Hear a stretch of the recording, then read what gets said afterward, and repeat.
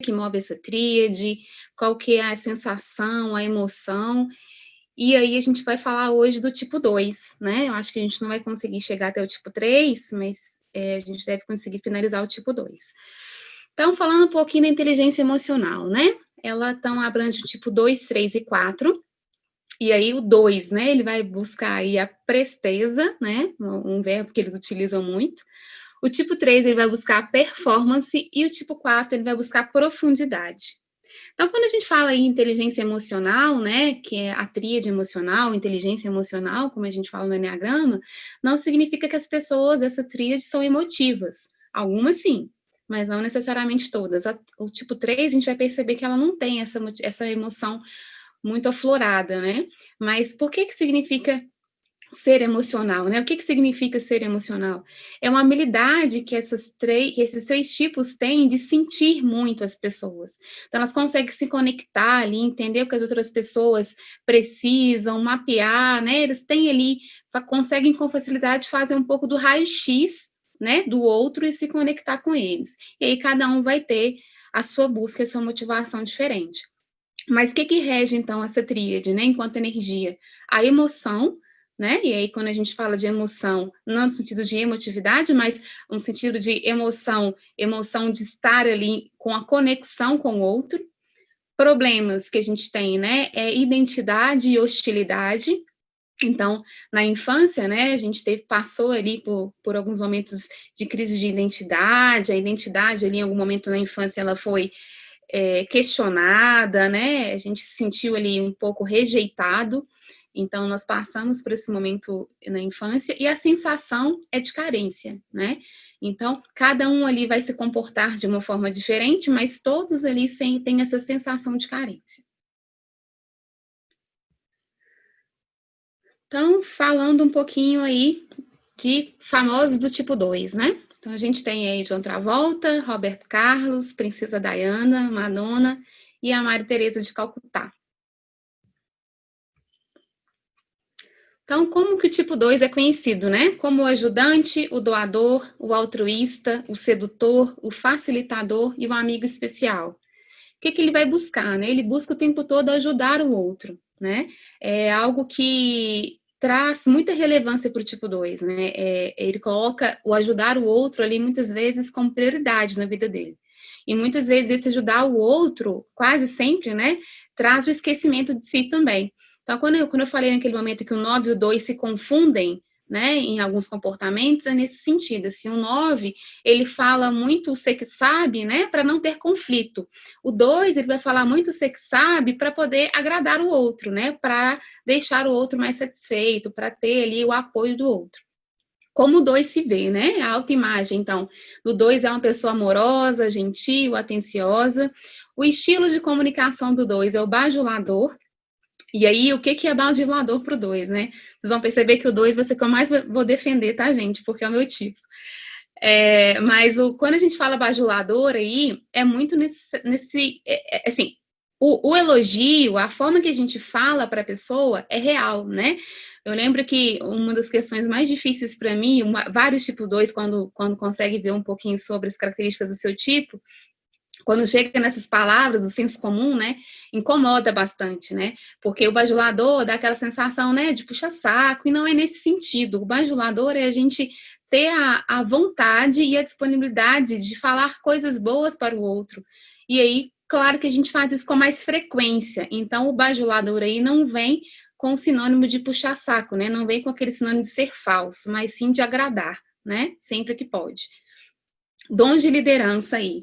Então, né, como líderes, a gente tem a motivação e prestação de serviço como uma característica muito frequente do tipo 2, né? Então, uma pessoa que vai motivar os outros, né? Vai apoiar, uma pessoa que vai ensinar uma vez, ensinar duas vezes, vai ajudar e às vezes até ajuda mais do que precisa, né? E até impede o outro de se desenvolver por isso.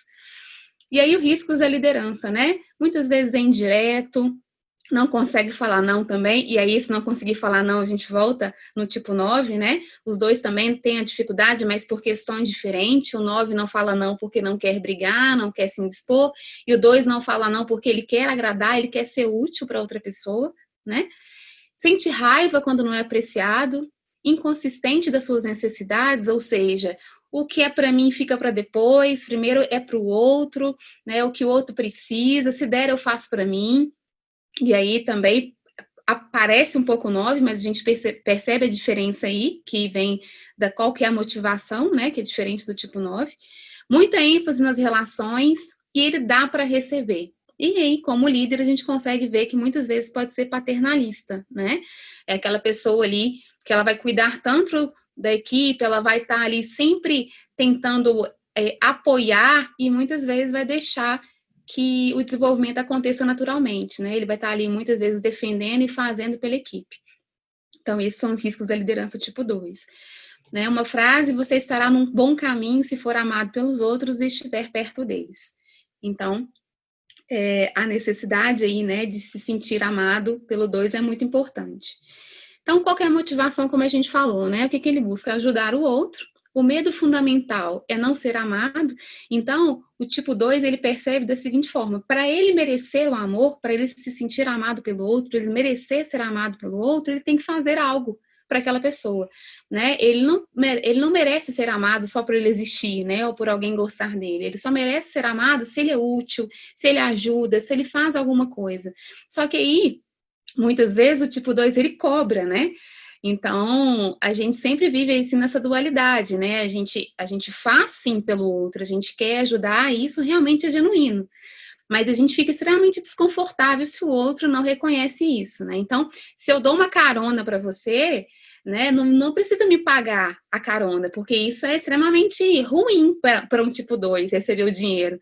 Mas ele quer que daqui 5 anos ele seja reconhecido. Sabe aquele dia que você me deu aquela carona? Nossa, foi tão bom para mim, né? Então, o tipo 2, ele espera uma gratidão quando ele tá ali próximo, ajudando e auxiliando. Então, o vício emocional do tipo 2 é o orgulho, e aí é engraçado, né, que ao mesmo tempo que ele ajuda tanto, que ele quer apoiar tanto as pessoas, que ele acha que ele vai ser amado, ele não se permite ser ajudado, ele tem uma certa dificuldade, né, de expor ali quais são as suas dificuldades, de pedir ajuda, porque ele muitas vezes quer que os outros dependam dele, mas ele não quer depender de ninguém. Então, quando a gente fala do orgulho aí, também a gente tem que descaracterizar o que vê um orgulho de senso comum, é um orgulho muito voltado para que as pessoas precisam de mim, mas eu não preciso de ninguém. E aí não é porque eu sou muito bom e não preciso de ninguém, é porque se eu precisar de alguém, eu vou dar trabalho. E o tipo 2, ele não quer dar trabalho. Então, os problemas do tipo 2, ele resolve sozinho. Mas se você tiver algum problema, por favor, me chame. É importante para mim estar do seu lado, né? Eu me sinto amado quando eu sou útil para você. O mecanismo de defesa é a repressão. Então, é aquilo um pouquinho que a gente falou, né? Assim, as carências do tipo 2, as necessidades do tipo 2 são sempre colocadas em segundo plano, né? Primeiro eu vou satisfazer as suas carências, suas necessidades. Se sobrar tempo, eu penso nas minhas. Não tem prioridade para o que é importante para o tipo 2, né? Sempre o que é importante para o outro. A fixação ao pensamento repetitivo é a adulação. E a gente volta também, né, no estilo de comunicação como bajulador, adulação, também palavras do senso comum, e aí que muitas vezes traz essa dualidade de falsidade, mas não é, né? A gente tem essa facilidade de trazer adjetivos, né, de trazer incentivos, encorajamento para as pessoas, elogios, como uma forma de conquistá-las mesmo, e aí isso é inconsciente, né? Então, a gente nunca vai falar que a pessoa tá bonita se a gente não acha que ela tá bonita. A gente vai falar que ela tá bonita quando a gente realmente achar que ela está. Mas a gente vai ter uma tendência a falar mais vezes como outra pessoa, né? Porque a gente acha que é importante a gente trazer carinho, trazer esse afeto para as pessoas. Então, e a gente pensa que, se eu conseguir ali, né, criar esse vínculo com essa pessoa, então muitas vezes eu vou merecer esse amor dela. Né? Então, isso traz muito a nível inconsciente.